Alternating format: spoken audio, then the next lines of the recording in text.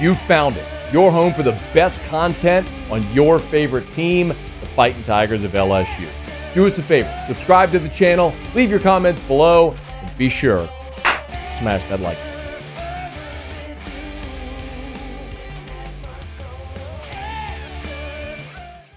Tigers will be on the practice field on Thursday. Let's talk to Big Fave. Hello, somebody. What's up, Big Fave? Hello, somebody. I'm going to move my body. I bet them Tigers ready to move that body, baby. Watch out there, man. What's happening, baby? I love it, man. Former LSU defensive tackle Marlon Favorite's with us, part of the LSU Sports Radio Network as well. Hey, man, there's a lot of hype around this LSU team. They got the 5th best odds to win the national championship. They're picked second in the West behind Bama. Jaden Daniels is tied for the second best Heisman odds. Hey, man, do you feel like this much hype is warranted, or is it a national overreaction after a really successful year one under Brian Kelly? Well, man, I'm somewhere in the middle. I think this team has the pieces to do it. And I think last year the expectations were so even-Steven that we didn't really have high expectations. I heard a lot of folks saying, hey, maybe Coach Kelly could pull off a 8-win season, a 9-win season. They were talking about that being successful.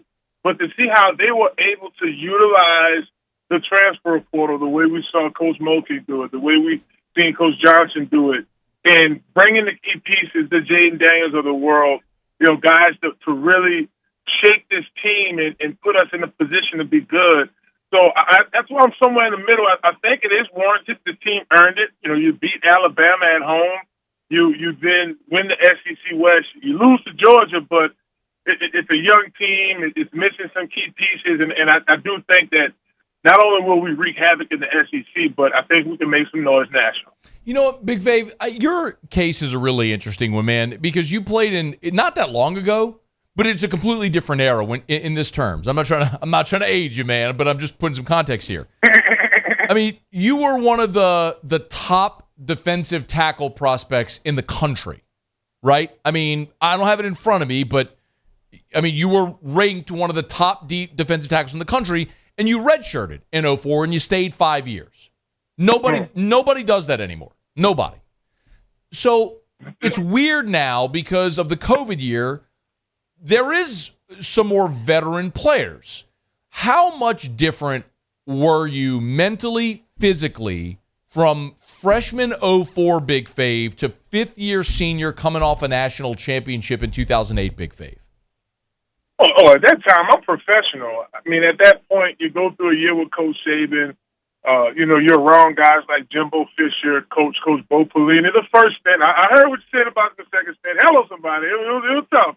But at the end of the day, the way that team was netted, right, we had guys. I mean, you're talking about me staying there 5 years and not transferring. How about Glenn Dorsey staring $21 million down the barrel and turning around and coming back to LSU? Like, we played with – it was a different circumstance. Now, we do have to take into account these youngsters have NIL. It's no real rules. So, let's be honest, that was a very quick transfer by Jack Besh, right? Right after the season we saw with Mac Johnson the year before. It's a different playing field. And I think the patience, man, I think that's something a guy like you that's been around sports a lot, then went to LSU, how guys were patient. We watched the patient Marcus Randall. We even watched Ryan Perrilloux reps with Matt Flynn. It was like we cared about developing. We cared about coaching. It's just, hey, if I don't see any playing time this year, I'm going to transfer somewhere else. And that, I think that does burn them when they turn professional. So, but to stay on that point, though, a guy like Jaden Daniels in his 5th year as a starter, a guy like Omar Spates, he's going to be a 5th-year player, a 4th-year starter. Ovi Agofu going into his 6th year, started at Notre Dame, now Texas, now LSU. How much different is it for a guy who's 22, 23 years old, who's played in 50 college games, as opposed to being the blue-chip young guy as an 18, 19, or 20-year-old?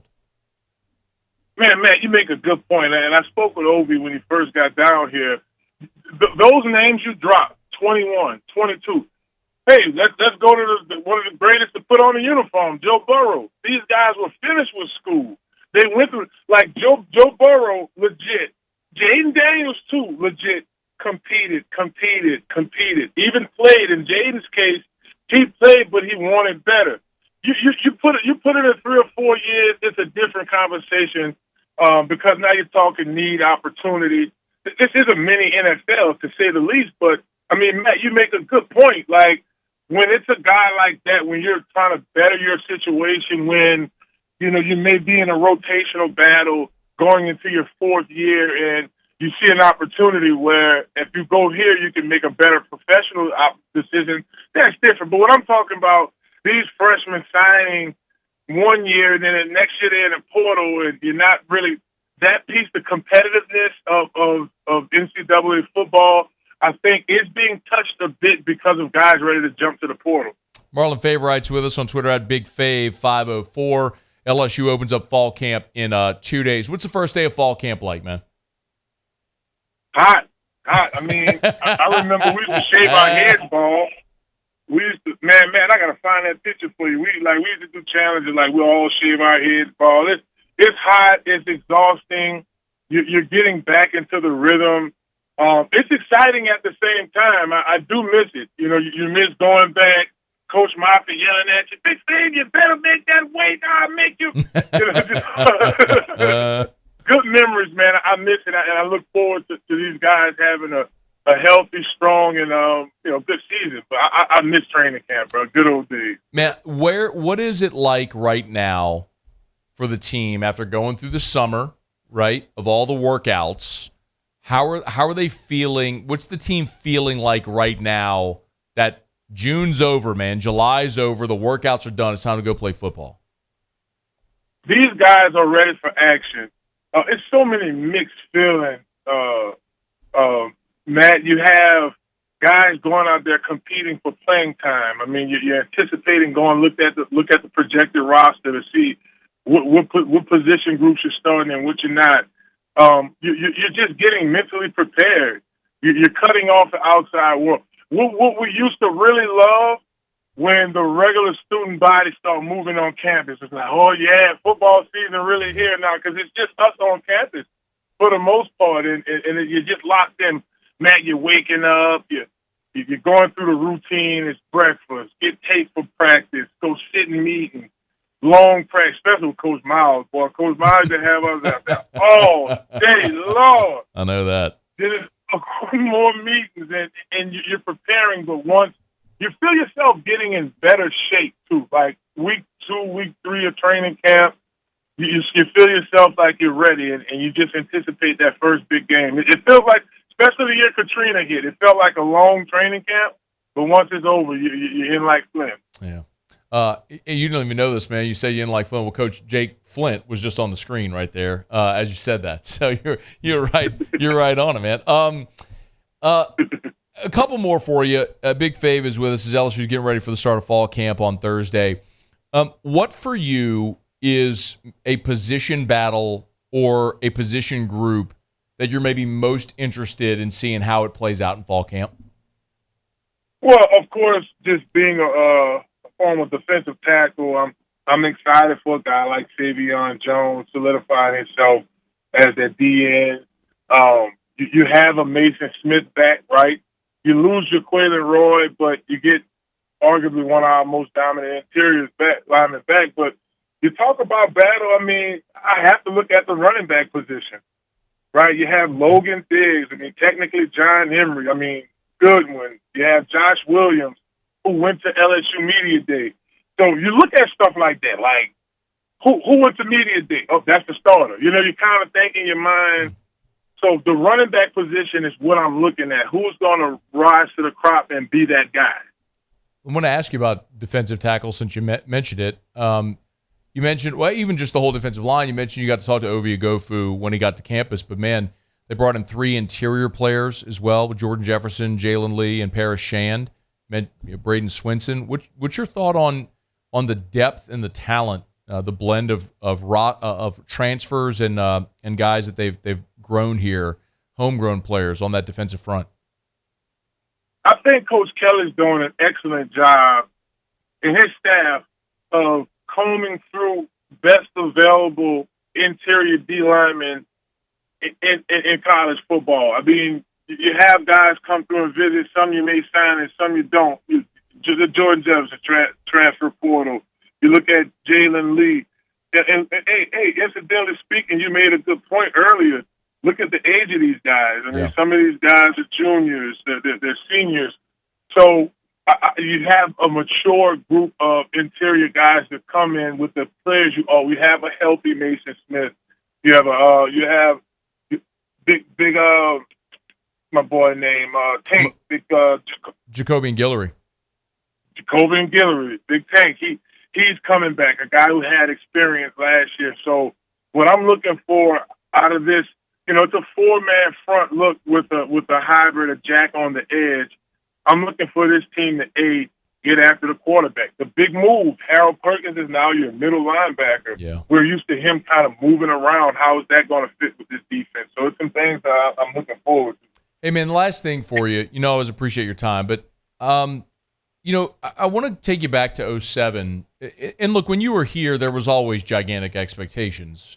I mean, you got here in 2004 after LSU won the Natty, and those teams were just perennially preseason top 10. But in 2007, coming off the 2006 season, and with the veteran Dorsey and Hester and Stelz and Flynn and all those guys, that great senior class, yourself, of course, was it different going into the season where you had sort of national championship, national expectations like this LSU team does? It was expected. To be honest, we thought we were supposed to win in 2006. Like, in our mind, like, we got this year. I remember me and Hester and Glenn, we had went to intercession, and we were working out, and that was actually my first year going, because usually I would take a little time off and train back in New Orleans. But I stayed because we knew it. We were 10 people jump pass away from going to the national championship. Yeah. And we kept the faith, but that team was really the chain gang. I mean, I can remember one game, Derek Beck was screaming, "Big Fade, move." I couldn't hear him. All I heard is a big hand come swat by my waist. Boom, and moved me across the line. Get in your gap. We were just so in sync, and we pushed each other to the limit, and that's one thing I remember about that 2007 team. We were expected. We knew something nationally was about to happen. We knew we had one of the better teams coming back. I guess I mentioned earlier, Glenn, we stand, me and Tyson was in one condo, Quinn Johnson and Glenn was in the other condo, so we were neighbors, they would come borrow eggs and stuff like that. But I remember Glenn. You didn't know eggs. Stop saying you're borrowing eggs. Man, you had somebody give me a Twinkie. That's what you were borrowing. You were borrowing eggs. Come on, man. Maybe some oatmeal. Eggs. Refrigerator stay empty, man. That did us wrong. Did me and Tyson wrong, man. But to see him make that decision, and we struck now. Like I said, we ain't balling now. We ain't in the NIL days now. We ain't got 100 racks put up from NIL bread. We legit working summer jobs, but that just tell you the passion. That was our mindset. Glenn making that decision, both for the LSU team, Craig Stelz of the world, Early Doucette. I mean, Charles Alexander, Tremaine Johnson. I mean, I can name guys off that team with just work hards, man. I mean, I got to take my hands at practice and fingers because I got to go against Big Herman Johnson every week. And it's just, we worked and we made each other better, should I say. I love that. That's my brothers, man. Yeah. See if this team has the championship pedigree. We'll start to find out on Thursday. Big Favorite, the best, man. Appreciate a couple minutes. Thank you. No problem, my brother. Take care. Hello, somebody. Hey, thanks so much for watching. Please leave your comments. I love to interact. And be sure to hit the red subscribe button below.